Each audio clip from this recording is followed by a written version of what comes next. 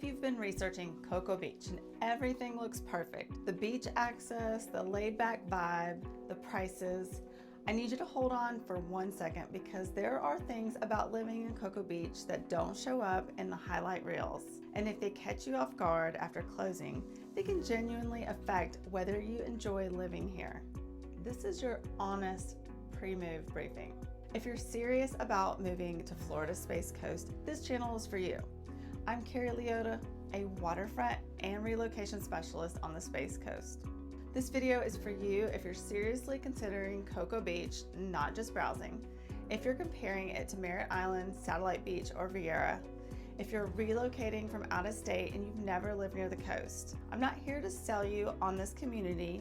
I'm here to make sure you go in with your eyes wide open. Also, if you're researching the area, I run a free Facebook group called Moving to Brevard County, Florida. It's people thinking about moving here, people who already live here, and asking real questions about neighborhoods and local life. Just scan the QR code on the screen to join. Now let's zoom out for a second. Cocoa Beach is genuinely compelling. It's a real beach town with real character, walkability most of Florida doesn't have, and water on both sides of the island. A lot of people are discovering it for the first time right now, especially folks tied to Patrick Space Force Base or Aerospace Corridor. But here's what actually is happening. Most buyers experience Cocoa Beach on a weekend, visit for a vacation, then they close on a house and start noticing things that weren't in any of the descriptions. That's not a knock on Cocoa Beach. It's a mismatch in expectations, and that's what today is about. Stay with me because part 3, the insurance section, is the one that catches buyers off guard the most, and it directly affects your monthly budget in ways that are completely avoidable if you know what to ask. So let's break this into 5 things. These are the realities I hear about most from buyers after they've settled in, the ones that surprised them. None of them are automatic deal breakers, but depending on your lifestyle, any one of them might be.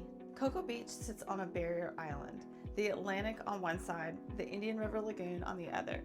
There are only a few ways on and off. 528 heading west towards Orlando and A1A running north and south. Here's what buyers don't visualize until they're living it. When traffic backs up on those causeways, and it does, you can't reroute. There's no alternate surface street. You just wait. So if you're commuting to Kennedy Space Center, Patrick, or just heading to Viera for errands, you're going to get very familiar with those choke points. Morning traffic on 528 heading to the mainland. That's a daily life. The question I'd ask yourself, where do you actually go every week, and have you driven that route at 7:45 on a Tuesday? Salt air is real and it costs money. If you've ever owned near the coast, this is going to be a learning curve. Salt air is corrosive. It shortens the life of HVAC systems, appliances, gutters, finishes, all of it. I've seen oceanside HVAC units need replacement in 8 to 10 years versus the 14 to 16 inland. Vehicles left outside, same situation. This doesn't mean Cocoa Beach is unlivable. People manage this every day, but your maintenance budget needs to be calibrated differently than it would be in Viera or West Brevard. And if a seller hasn't kept up with it, a thorough inspection matters more here than most anywhere else. 2 similar homes at that price point, at the same price point, one in Cocoa Beach, one in Merritt Island, 2 miles away, can have meaningfully different ownership costs over time. That's worth factoring in. Now, insurance, the number that surprises most buyers. This is where buyers get surprised the most. And I want to be specific. Most of Cocoa Beach sits in a FEMA flood zone. Some AE, some X. But the flood zone on the tax record is not the same as your premium. Florida moved to FEMA's Risk Rating 2.0 in 2021, which repriced flood insurance based on each home's actual distance from the water, replacement costs, and flood frequency data. Under the old system, many older homes had grandfathered rates that were artificially low. Under Risk Rating 2.0, some buyers are seeing quotes 2, 3, even 4 times higher than what the prior owner paid, because that grandfathered in rate does not transfer to you. I tell every buyer, get an actual flood insurance quote before you're under contract, not an estimate. Not the seller's number, your number from a licensed agent for your specific address. That's a non-negotiable. And then you add wind insurance, which is separate, plus your homeowner's policy. When that all is stacked together, all three, you're looking at a real number that needs to be in your monthly budget from day one. If this is useful and you want real numbers instead of headlines, make sure you subscribe. I put the content out specifically for buyers doing serious research. Now, it's a small town, and that's the point.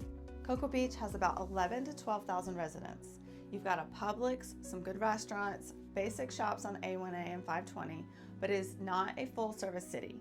If you're coming from a metro area where everything is 5 minutes away, you're going to fill the gap at first.